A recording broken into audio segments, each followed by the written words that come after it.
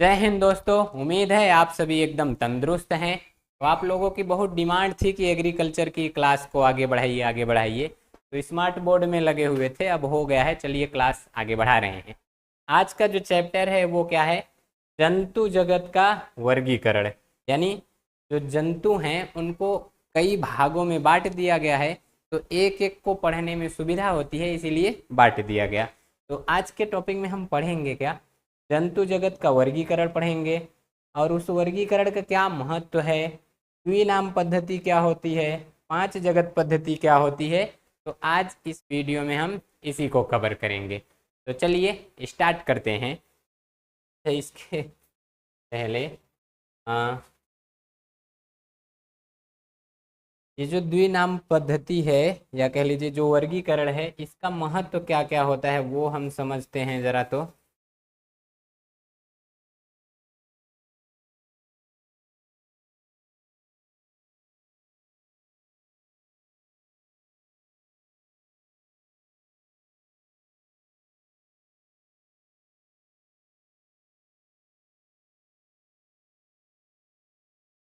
चलिए देखिए महत्व यानी हेडिंग आप क्या लिख देंगे? वर्गीकरण का महत्व। अब वर्गीकरण के महत्व में यानी इसका क्या व्यवहारिक जीवन में उपयोग है वो हम समझते हैं। देखिए, पहला तो है अध्ययन में सुविधा। अध्ययन में सुविधा यानी कि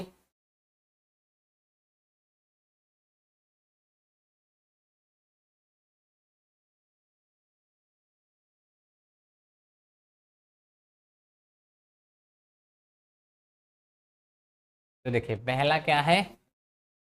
अध्ययन में सुविधा। यानी आप जब एक जीव का अध्ययन कर रहे हैं, किसी संघ के बारे में पढ़ लिए तो उसमें जितने उदाहरण हैं उन सब के बारे में पढ़ लिए, इसलिए यहाँ कहा गया है अध्ययन में सुविधा। अब किसी जीव का जनरल कैरेक्टर पढ़ लिए, सामान्य लक्षण, तो उससे रिलेटेड जो भी उसके साथ रखे गए हैं सबका पढ़ लिए, समझ लीजिए। विकास का अध्ययन में सुविधा, यानी इधर अध्ययन में सुविधा तो थी ही, उसके साथ साथ विकास में, यानी पहले प्रोकैरियोट कैसे बने, फिर यूकैरियोट कैसे बने, एक कोश की, बहुकोश की, ये सब कैसे बनते गए, इन सब के बारे में पढ़ा जाएगा।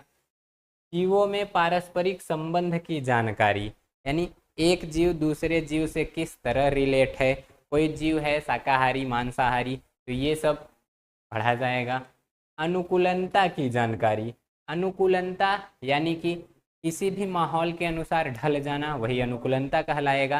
तो कोई भी जीव ठंडी के अनुसार कैसे रह लेता है, गर्मी के अनुसार कैसे रहता है। एकदम भूमच के जब ठंडी पड़ती है उस समय भी जलीय जीव जो मछलियां हैं वो पानी में रहती हैं, यानी और ठंडा। ये सब कैसे होता है ये बताया जाएगा। जीवों के पहचान में सुविधा। अब जैसे ही आप सामान्य लक्षण पढ़ेंगे, कहा जाएगा कि आंखों से दिखाई ना दे तो वो एक कोष की है, तो आपको पता चल गया। जो आंखों से नहीं दिखाई देता वो अति सूक्ष्म रहेगा और साथ में एक कोष की भी रहेगा। कुछ ऐसे भी एक कोष की होते हैं जो आंखों से दिखाई देते हैं।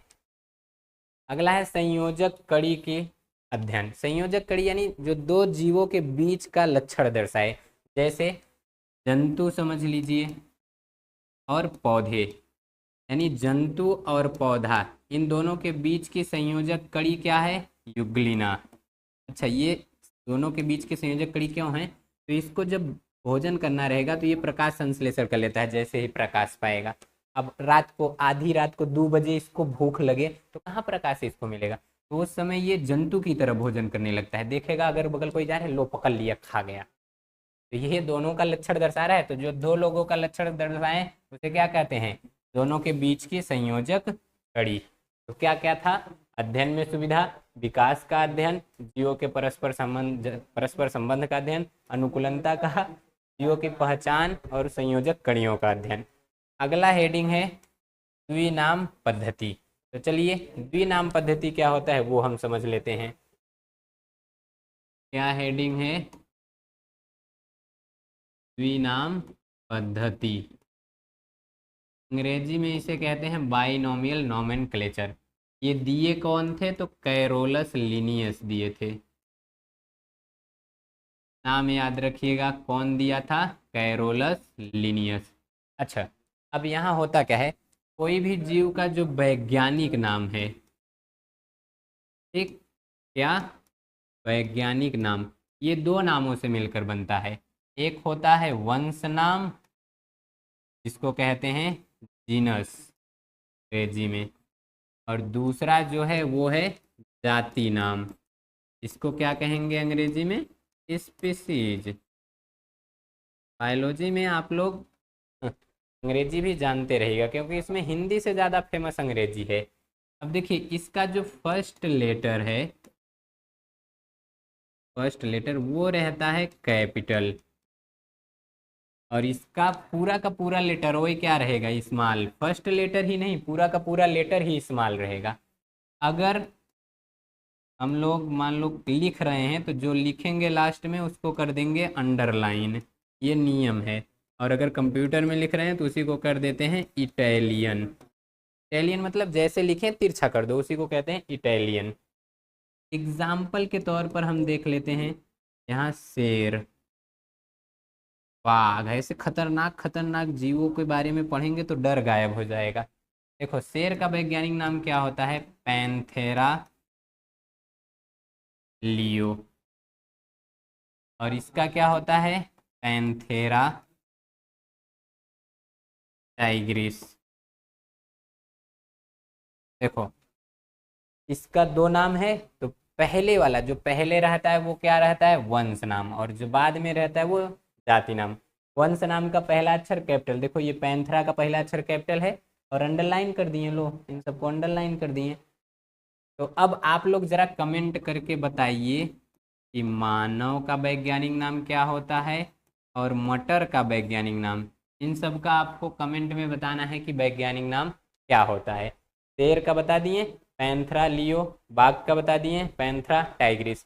देखिए दोनों का वंश सेम है, पैंथेरा पैंथरा, तो दोनों में संबंध यानी कुछ लक्षण भी तो सेम होंगे। ठीक। अच्छा आप लोग जानते हैं शेर को जंगल का राजा क्यों कहा जाता है? देखिए ये जो बाघ है हर मामले में शेर से अच्छा होता है, लेकिन फिर भी शेर को जंगल का राजा इसलिए कहा जाता है, अगर शेर किसी शिकार को दौड़ाए तो ये उसी को खाता है, भले ही दूसरा शिकार उसके नज़दीक आ जाएगा वो नहीं खाएगा। लेकिन अगर बाघ किसी को दौड़ाया है, वो दूर भाग गया, तो जो नज़दीक में मिलेगा उसी को मार कर लेकर खा जाएगा, कहेगा काहे मेहनत करें। और यही बात शेर अपना एटीट्यूड दिखाता है, शेर दौड़ाए हैं तुमको तो खाएंगे भी तुम्ही को, इसीलिए शेर को जंगल का राजा कहा जाता है। जल्दी जल्दी कमेंट में आप ये लोग बताइएगा इसका वैज्ञानिक नाम क्या है। अब इसी के बाद अगला जो है, देखिए इन सब का आपको इसका स्क्रीनशॉट ले लीजिए, लिखा हुआ पीडीएफ मिल जाएगा। तो यहाँ देखिए सबका ये लिखा हुआ पीडीएफ हाथ से लिखा हुआ आप सबको मिल जाएगा, उसके लिए आप लोग परेशान ना होइएगा। अगला है 5 जगत पद्धति। क्या है? 5 जगत पद्धति, 5 किंगडम क्लासिफिकेशन। ये दिए कौन थे? तो ये RH बिटेकर चचा दिए थे। कौन दिया था? RH बिटेकर।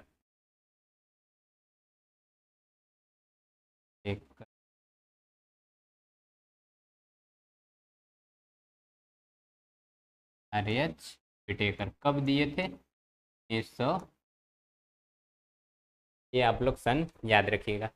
कि ये क्या, जो जीव हैं इनको बांट दिए 5 जगत में, 1 3 4 और 5। एक जीवों को कितने जगत में बांट दिए? 5। पहला क्या था? मोनेरा, नाम याद रखिए, पहला क्या था? मोनेरा। दूसरा, दूसरे को कहते हैं प्रोटिस्टा, ठीक, मोनेरा प्रोटिस्टा। तीसरा, तीसरा है फंजाई, या इसी को कवक भी कहते हैं।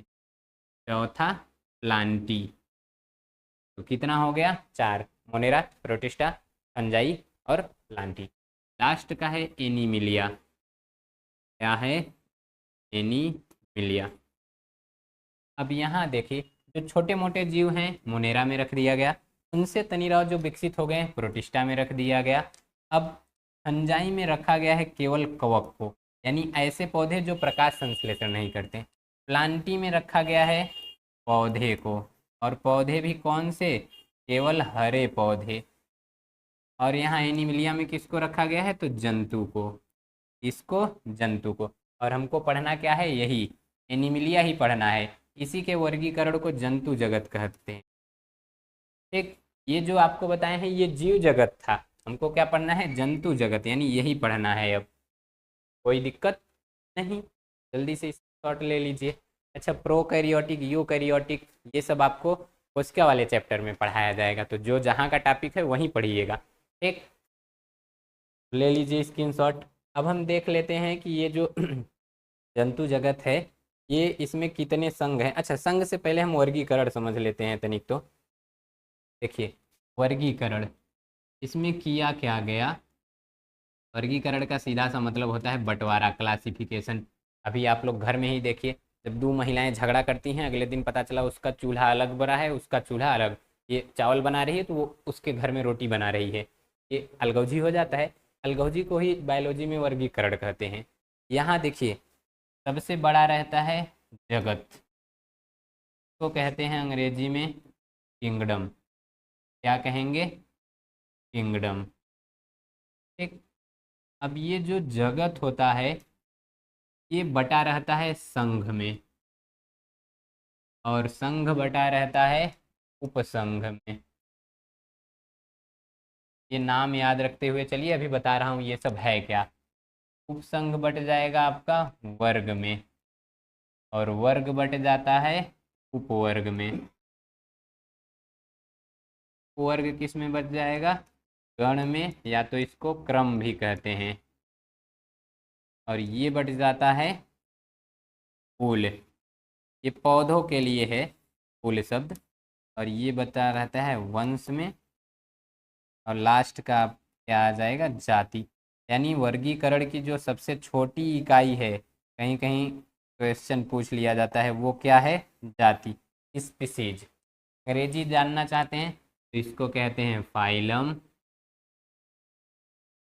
इसको कह देंगे सब फाइलम, जहाँ उप लगा है उसका हो जाएगा सब फाइलम। फाइलम का तो वहाँ लिखे ही हैं।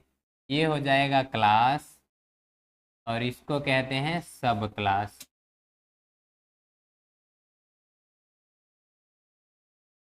और गण को अंग्रेजी में कहते हैं ऑर्डर। क्या कहेंगे, ऑर्डर। अरे वो कोर्ट वाला जज का ऑर्डर नहीं, ये अंग्रेजी वाला है ऑर्डर। और कुल को कहते हैं फैमिली। और वंश अभी बताया गया आप सभी को, जीनस। और जाति यानी स्पीसीज। देखिए, जैसे आपको अगर कह दिया जाए अपना परिचय दीजिए, तो आप क्या कहेंगे कि मैं एशिया में रहता हूँ।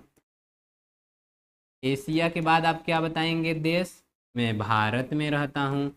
भारत के बाद क्या बताएंगे, मैं राज्य यूपी में रहता हूँ। फिर यहाँ अपना जिला बताएंगे, मैं भदोही में रहता हूँ। फिर भदोही में भी अपना ब्लॉक बताएंगे। इस तरह से ब्लॉक के बाद तहसील बताएंगे, तहसील के बाद गांव बताएंगे, गांव के बाद तब अपना घर बताएंगे कि हाँ पोखरा के पीछे मेरा घर है। जो भी पीपर सीपर अगल बगल है ये सब बताएंगे। तो यहाँ जब जीवों का पता पूछा जाए तो ये बताया जाता है कि उसको इस जगत के, इस संघ के, इस वर्ग के, इस गण के, इस जाति के जीव के अंतर्गत रखा गया है। ये क्रम आप लोग याद रखिएगा। सबसे बड़ा क्या होता है वर्गीकरण का इकाई, जगत। और सबसे छोटा क्या होता है, जाति। क्लियर है। तो अब हमको क्या पढ़ना था, जंतु जगत। तो जंतु जगत जो है वो 10 संघ में बटा है। कितने संघ में, 10 संघ में। 10 का नाम याद करवा दे रहे हैं। देखिए, अगर संघ यानी फाइलम की बात की जाए तो कितने, 10। ठीक, 10 फाइलम का नाम ये धड़ाधड़ बोलिएगा आप लोग। पहला प्रोटोजोआ, क्या होता है, प्रोटोजोआ। दूसरा है ओरीफेरा। तीसरा है सिलेंट्रेटा, क्या है, सिलेंट्रेटा। चौथा है एस्कहेलमिन्थीज, एस्कहेलमिन्थीज, या इसी को नीमेटोडा भी कहते हैं, नीमेटोडा। चलिए 4 ठो नाम पहले आप लोग बताइए। पहला प्रोटोजोआ, दूसरा ओरिफेरा, तीसरा सिलेंट्रेटा, चौथा क्या है एस्केलमिंथिस या निमेटोडा। तो 4 नाम याद हुआ, प्रोटोजोआ, ओरिफेरा, सिलेंट्रेटा, एस्केलमिंथिस या उसी को निमेटहेलमिंथिस। अगला देखिए क्या है, प्लेटीहेलमिंथिस। क्या है, प्लेटीहेलमिंथिस। तो टोटल कितने हो गए, 5। इसी में और अगला है एनीलिडा, यानी केचुआ उचुआ सब इसी में आ जाते हैं। और अगला आर्थ्रोपोडा, जितने कीट पतंगे हैं सब इधर आ जाएंगे। और अगला मोलस्का, जो सुतुही उतुही है, शंख वंख, वो यहाँ आ जाएगा। लास्ट की ओर बढ़ रहे हैं, 9वां है इकाइनोडर्मेटा और 10वां है कार्डेटा। सबसे विकसित क्या है, कार्डेटा। देखिए पहला प्रोटोजोआ, दूसरा ओरिफेरा, तीसरा सिलेंट्रेटा, चौथा निमेटोडा और 5वां प्लेटीहेलमिंथिस, 6वां नीलिडा, 7वां आर्थ्रोपोडा, 9वां 8वां मोलस्का, 9वां इकाइनोडर्मेटा और 10वां कार्डेटा। ये 10 के 10 संघ का नाम याद कर लीजिए। चलिए धड़ाधड़ बोलिए। पहला प्रोटोजोआ, दूसरा ओरिफेरा, तीसरा सिलेंट्रेटा, चौथा निमेटोडा, 5वां प्लेटीहेलमिंथिस, 6वां एनीलिडा, 7वां आर्थ्रोपोडा, 9वां मोलस्का, इकाइनोडर्मेटा, कार्डेटा। मेरे साथ तेज तेज चिल्लाते चिल्लाते बोलिए। प्रोटोजोआ, ओरिफेरा, हाँ जल्दी जल्दी बोलिए। Protozoa, Porifera, Coelenterata, Aschelminthes, Platyhelminthes, Annelida, Arthropoda, Mollusca, Echinodermata, Chordata. Very good. 10 का नाम ये क्लियर हो गया। अब इन्हीं सब के बारे में एक एक के बारे में पढ़ा जाएगा। अब उस एक एक के बारे में पढ़ने से पहले हम ये जान लेते हैं कि उन सब को अगर कुछ हेडिंग आ गई, कुछ लक्षण आ गए, वो सब हम जानेंगे कैसे। तो ये 10 के 10 संघ, देखिए जैसे ही इधर से इधर की ओर बढ़ेंगे समझ लीजिए विकास हो रहा है। क्या हो रहा है, विकास। तो ही बताया गया ना, विकास का पता चलेगा। तो देखिए एक तरफ से पहले छोटका जीव बना, फिर उसे बड़का, फिर उसे बड़का, इसी तरह बनते बनते लो सबसे बड़का सबसे बुद्धिमान बन गया कार्डेटा, मानव उसी में आया है। तो अगला आगे की ओर बढ़ते हैं। देखिए तो हो गया,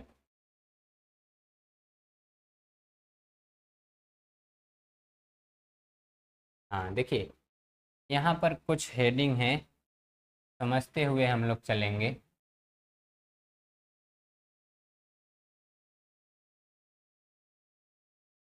यहाँ पर है क्या, हेडिंग लिख लीजिए, जंतुओं के आकार की संबंधी कुछ लक्षण। ठीक, अब सममिति देखते हैं, यानी शरीर का उनका सिमेट्री कैसा है। तो देखिए एक तो है जैसे ये कुछ कुछ चीज है, इसको हम ऐसे काट दें, चाहे जहां से काटें 2 बराबर भाग में बट जाए। जब 2 बराबर भाग में चाहे जिधर से काटें, एक शरीर का कोई केंद्र मान ले, उसके बाद एक्स एक्सिस से, वाई एक्सिस से, जेड एक्सिस से, चाहे जहां से काटे 2 बराबर भागों में बढ़ जाए, तो उसको कहते हैं अरिसममिति। अंग्रेजी में इसी को कहते हैं रेडियल सिमेट्री। क्या कहते हैं, रेडियल सिमेट्री, अरिसममिति। एग्जाम्पल देखिए दिया गया है, जेलीफिश, हाइड्रा, ये सब। अगला है द्विपार्श्वी सिमेट्री, सममिति, यानी बाइलेटरल,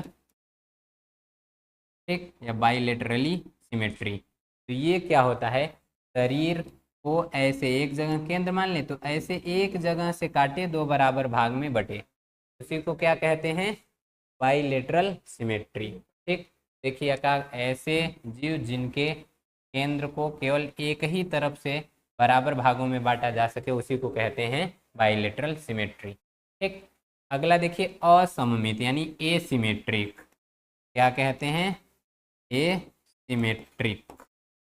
ये क्या होता है, इसको चाहे जहां से काटिए 2 बराबर भागों में बटेगा ही नहीं। जैसे ये देखिए, ये कोई जीव है, अब इसको काटिए, ऐसे काटेंगे नहीं बराबर भाग में बटेगा, ऐसे काटेंगे चाहे जहां से काटिए 2 बराबर भाग में नहीं बटेगा। एग्जाम्पल क्या है, अमीबा, साइकान, और इसका एग्जाम्पल क्या था, मनई। इस मनई को एक बराबर भागों से, एक हाथ इधर एक हाथ इधर, एक आंख इधर एक आंख इधर, ठीक, और कुछ भी एक एक इधर इधर हो जाएगा। तो ये था सममिति। अगला हम समझते हैं देह गुहा।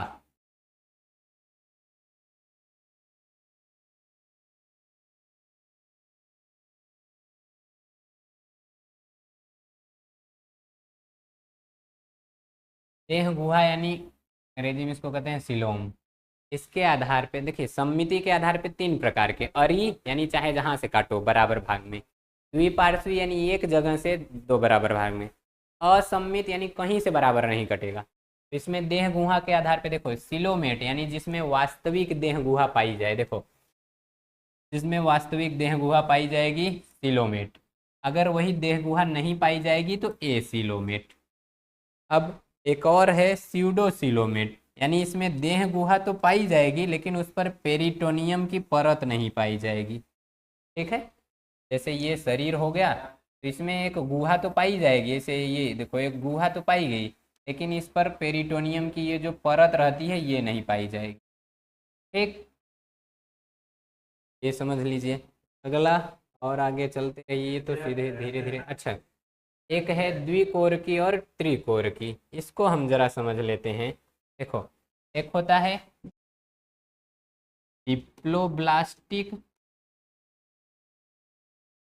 और एक होता है ट्रिप्लोब्लास्टिक। ठीक, देखो जब जनन होता है, निषेचन होता है, तो जर्म सेल से अगर दो परत बनी तो उसको कहते हैं डिप्लोब्लास्टिक। इसमें क्या बनेगा, एक्टोडर्म यानी बाहर की परत, और एक बनेगा इंडोडर्म यानी अंदर की परत। यहाँ ट्रिप्लोब्लास्टिक यानी तीन परत बनेगी, एक तो रहेगी एक्टोडर्म और दूसरी क्या है मीजोडर्म, और तीसरी क्या रहेगी इंडोडर्म। तो डर्म ये कहाँ रहेगी, बाहर की तरफ, ये कहाँ रहेगी मध्य में, ये कहाँ रहेगी आंतरिक परत अंदर रहेगी। ठीक, तो डिप्लोब्लास्टिक जिसमें दो परत पाई जाए, ट्रिप्लोब्लास्टिक जिसमें तीन परत पाई जाए, यहाँ पर वही दिया गया है। देखिए ये है ना डिप्लोब्लास्टिक और ट्रिप्लोब्लास्टिक। जल्दी से स्क्रीनशॉट ले लीजिए कि ये सब तो समझ में आ ही गया। अगला क्या देखते हैं, खंडन यानी जिसका शरीर खंडों में बटा रहेगा। जैसे ये देखिए, ये क्या है, ऐसे ये कोई जीव है, इसका शरीर ऐसे ऐसे खंडों में बटा रहे, तो इसी को कहते हैं, कहेंगे कि इसमें खंडन पाया जा रहा है। और अगर शरीर खंडों में ना बटा रहे तो खंडन नहीं, मतलब वो ए सेगमेंटेड है। सेगमेंटेड मतलब खंडों में बटा रहे, ए सेगमेंटेड मतलब खंडों में ना बटा रहे। अब शरीर के कुछ तल होते हैं वो हम समझ लेते हैं जरा। शरीर के तल मतलब देखो, जैसे ये है कोई लड़की, कौन है ये लड़की है, कैसे पता चला, तो लो भैया का डरावना बाल इसी से पता चल जा रहा है, और झुमका उमका पहनी हुई है, दुतल्ला हार पहनी हुई है, इसी से पता चल जा रहा है कि ये लड़की है। अब अग्रतल यानी शरीर का जो ऊपरी भाग होता है उसे कहते हैं इंटीरियर साइड, अग्रतल। और जो नीचे वाला भाग यानी ये पैर वाला जो भाग है उसको पश्चतल कहेंगे, पोस्टीरियर। ये है इसका इंटीरियर और ये है इसका पोस्टीरियर भाग। ठीक है, एक मिनट, हम क्या करते हैं, बता दिए, मिटा